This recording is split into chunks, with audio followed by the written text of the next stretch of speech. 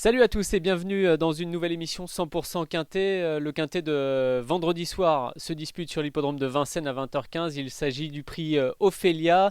Les conditions s'affichent tout de suite sur votre écran. Une course à l'attelé bien sûr avec deux échelons de départ. Ils seront 16, des concurrents d'âge puisqu'âgés de 6 à 9 ans inclus avec des gains correctement élevés. 231 000 pour le plafond avec un recul de 25 mètres prévu à 121 000. Direction tout de suite le tableau des partants pour voir les forces en présence avec des chevaux qui sont relativement bien connus. Alors au premier poteau, ce sont surtout des chevaux que l'on connaît bien dans les grands prix de province jusqu'à maintenant. Je pense notamment à pourquoi pas Elvis Desglénans, Fred Duguerret qui ont bien couru dernièrement plutôt dans l'ouest de la France. Furioso Beach vient de s'imposer, on en reparlera dans quelques instants.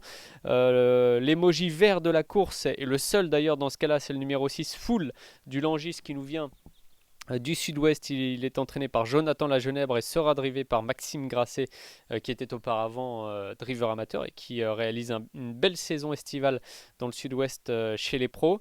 On continue le tableau des partants jusqu'au numéro 10 pour cette première fiche avec Coucou J'arrive, notamment Mathieu Abrivard sera au sulky pour l'entraînement de Dominique Travers des Ferrés des 4 pieds. On passe à la seconde fiche avec les deux derniers concurrents, les deux plus riches du premier poteau. Il s'agit de Dioui d'Ocagne, le numéro 11, et de Falcao de Chenu, le numéro 12. À partir du 13, on rend 25 mètres avec Eagle Mélois, Camille Rose du Goutier, Kyongo de Nil, et on termine avec Duc de Cristal qui vient de plutôt bien courir sur l'hippodrome de Vincennes. 16 partants pour 2850 mètres. On sera bien sûr sur la petite piste de l'hippodrome de Vincennes. On fait tout de suite le papier.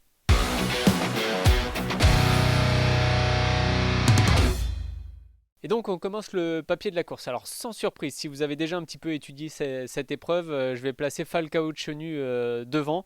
J'ai rien inventé, tout simplement le cheval reste sur 3 victoires. Il a été impressionnant dernièrement sur l'hippodrome de Pornichet puisqu'il s'est montré légèrement fautif peu après le départ. Il a tourné autour du peloton et s'est ensuite imposé facilement. Un cheval qui est entraîné par Jean-Michel Baudouin depuis assez peu de temps. On va voir sa fiche spéciale puisqu'il a couru à 9 reprises depuis qu'il est dans les box de Jean-Michel Baudouin pour un total de 5 victoires, une place, 67% de réussite et 67% de réussite quasiment qu'à la victoire. Donc c'est vraiment un beau pourcentage de réussite. Un cheval qui découvre un bel engagement. Alors sachez qu'Eric Raffin est mis à pied pendant une grosse semaine. Il sera remplacé par Johan Le Bourgeois sur le sulky de ce cheval qui peut faire une petite blague de temps en temps, mais reste quand même assez sérieux d'un bout à l'autre. Il est largement dans sa catégorie, il est surtout extrêmement bien engagé au premier poteau. Johan Le Bourgeois aura le loisir de prendre ses précautions dans les premiers mètres, il pourra ensuite aller de l'avant si nécessaire. En tout cas, c'est un favori incontournable dans ce quintet, et il n'y a jamais de penalty bien sûr aux courses, mais là ça se présente vraiment très très bien pour Falcao de Chenu. Face à lui, je vais garder la ligne de Pornichet de la dernière fois avec Fred Duguerret, qui a d'ailleurs été l'objet d'une grosse baisse de cote à quelques instants du départ en dernier lieu dans l'Ouest. Le cheval était vraiment magnifique, il y a eu un nombre incalculable de faux départs, ce qui ne l'a pas empêché de très bien se comporter, de bien partir, de figurer tout de suite aux avant-postes et de bien figurer jusqu'au bout. C'est un cheval assez sérieux qui réalise un bel été, il avait été arrêté à quelques temps. Damien Beaune le plaque devant, il sera ferré derrière. Mais au papier et sur sa forme estivale, je pense que c'est une belle candidature. D'autant que sur la petite piste, les chevaux qui rentrent 25 mètres ont souvent parfois du mal à revenir sur les concurrents de tête. Donc je vais plutôt me focaliser, disons, sur les chevaux du premier poteau dans un premier temps. Même combat pour le numéro 4, Furioso Beach, alors qui était entraîné par Arnaud Desmottes, qui est désormais sous la houlette d'Anthony Paccari, qui réalise d'ailleurs deux belles courses pour Anthony Paccari depuis qu'il a rejoint cette nouvelle écurie. Une place dans l'Ouest dans un chrono flatteur en 13 effractions sur une longue distance. Et puis dernièrement, une victoire corde à droite sur l'herbe très facilement avec une catégorie des apprentis. Le cheval l'a fait vraiment facile la dernière fois, il a trotté en tête d'un bout à l'autre de la course en ayant vraiment beaucoup de gaz, en repartant facilement pour finir, et j'ai trouvé ça vraiment très bien. J'ai l'impression que Furioso Beach a retrouvé un peu de peps depuis qu'il a quitté les box d'Arnaud Desmottes, ou plutôt depuis qu'il a intégré ceux d'Anthony Paccari. En tout cas, c'était un cheval assez constant par le passé, et force est de constater qu'il trouve ici un engagement qui peut lui permettre de se distinguer à un niveau un peu supérieur par rapport à celui de l'habitude. C'est une candidature alors qui ne plaira peut-être pas à tout le monde, mais en tout cas moi ce cheval là, étant donné sa forme, sa position au premier poteau, le fait qu'il puisse trotter voilà, facilement aux avant-postes rapidement, c'est des choses qui m'interpellent et qui me poussent à le retenir en bonne position. Autre concurrent du premier poteau à être retenu parmi les favoris, le numéro 11, Dewey Docagne. Alors ça, c'est un cheval qui est un peu délicat. Didier Broyer est souvent obligé un peu de contourner ses adversaires avant de le rapprocher de la tête de course. Mais bon, il est solide, il a figuré dans de bons lots, il a gagné en montrant beaucoup de dureté à l'effort, et je pense que s'il parvient à se ranger non loin des chevaux de tête à l'issue du premier tournant, Dewey Docagne peut aller loin. C'était une candidature intéressante, il est très bien placé en tête, il est déféré des antérieurs et sera ferré des postérieurs, cheval qui a évidemment moins de marge qu'un Falcao Chenu par exemple, mais qui est très dur à l'effort, et voilà, s'il part bien, je me répète, mais c'est une candidature intéressante. Je termine mon quintet avec le 16 Duc de Cristal, alors qui vient de bien courir en 13 effractions à Vincennes. C'est un cheval que l'on connaît bien dans cette catégorie, qui a besoin de courir caché, ce qui implique de bénéficier d'un bon déroulement de course. L'engagement est bon puisqu'il est le plus riche du second poteau, il est déféré des 4 pieds et sera drivé par Franck Nivard. Mais voilà, comme je le disais tout à l'heure, rendre 25 mètres sur la petite piste, surtout lorsque vous devez courir caché, comporte des risques. Et il devra être bien placé au moment opportun pour placer son sprint. En l'occurrence, si tout se passe bien pour Duc de Cristal, je pense qu'il est capable de revenir et de finir vite. C'est un cheval qui a une bonne pointe de vitesse finale, donc attention à lui.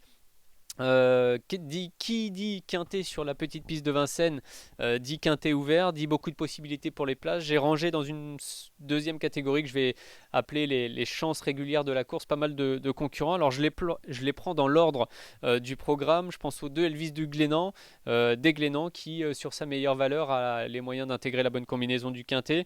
C'est le cas du numéro 5 et 6, des numéros 5 et 6, Emir Sly, pour l'entraînement de Pierre Vercruis, qui est un cheval qui dans un bon jour peut tout à fait aussi prendre une place. Le 6 Foule du Langis, je le disais tout à l'heure, c'est l'émoji vert de la course. Un cheval qui a couru des lots intéressants il y a quelques mois de cela dans le sud-ouest, et qui, pourquoi pas ici, peut se placer à Bellecote. Fussbury vient du sud-ouest aussi, avec l'entraînement de Patrick Terry et la drift de son fils Cédric, cheval qui était auparavant entraîné par Pierre Lévesque et qui voilà, a gonflé son compte en banque au cours de ces derniers mois. Il arrive maintenant à presque 120 000 euros de gains, et c'est déjà une belle performance, mais ici l'engagement est favorable, donc attention à lui. Le 8 Diego Vernois pour l'entraînement de Nicolas Bazir qui était assez optimiste dans les colonnes de Paris Turf, présente un cheval qui est compétitif pour une place. C'est un placé potentiel, comme le 9 Dexter Blue, qui bénéficiera de la main du très en forme Mathieu Mottier. Et puis le 10, je le disais tout à l'heure, Coucou j'arrive, fait partie des mieux placés en tête, et c'est une possibilité aussi avec Mathieu Abrivard, déféré des 4 pieds. Le numéro 13, Eagle Mélois, c'est un peu mon interrogation dans cette course. Eagle Mélois qui, en valeur pure, vaut probablement un lot de ce genre. Il n'est pas de tous les jours, reste un petit peu délicat, mais le bon Eagle Mélois a même une très très belle chance dans cette course-là. Je l'ai rangé parmi les chances, mais c'est un cheval à surveiller d'assez près, notamment au niveau des canters, du 8, etc. Attention à lui. 3 outsiders pour moi que je vais me permettre d'écarter: l'As Dante Turgo, le numéro 14 Camiros du Goutier et le 15 Ekiango de Nil. Ferré, ça me paraît compliqué au 25 mètres. On en a terminé avec le papier de cette épreuve. Je vous propose tout de suite de passer à la rubrique Notre choix.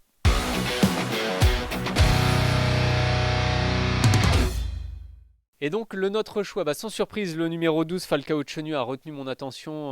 Voilà, quand j'ai vu la liste des partants, ça m'apparaît extrêmement limpide de le placer en tête. J'ai un peu étudié ensuite et ça m'a conforté dans cette opinion. Donc le 12 devant le 3 Fred Duguerret, le 4 Furioso Beach et le 11 Dewey Docagne, tous au premier poteau. Et je conclue avec le 16 Duc de Cristal pour au moins inclure un cheval des 25 mètres. Si j'ai un regret dans cette course, peut-être le 13 Eagle Mélois, qui, voilà, comme je le disais, sur sa meilleure valeur, a une belle chance à défendre. Départ du quintet, je le rappelle, c'est la 3e à 20h15 ce vendredi à Vincennes. Il y a d'autres courses intéressantes, et surtout un magnifique week-end avec le prix de l'Étoile et le prix de Normandie qui s'annonce. À 20h42 ce vendredi se courra la 4e. C'est une course réservée à des pouliches. Elles sont assez peu nombreuses au départ, une dizaine, et j'aime beaucoup le numéro 6 Héraclion dans cette course, une jument qui vient de courir 3e à Anguin. J'ai trouvé qu'elle avait couru en dessous de sa valeur. Alors peut-être que le sol de Vincennes, plus souple on va dire, lui conviendra mieux que celui d'Anguin. En tout cas, sur ses meilleures valeurs, elle a souvent manqué de réussite au cours de ces derniers mois. Et si tout se passe bien au niveau du parcours, je pense vraiment qu'elle a tout à fait une course de ce genre dans les jambes.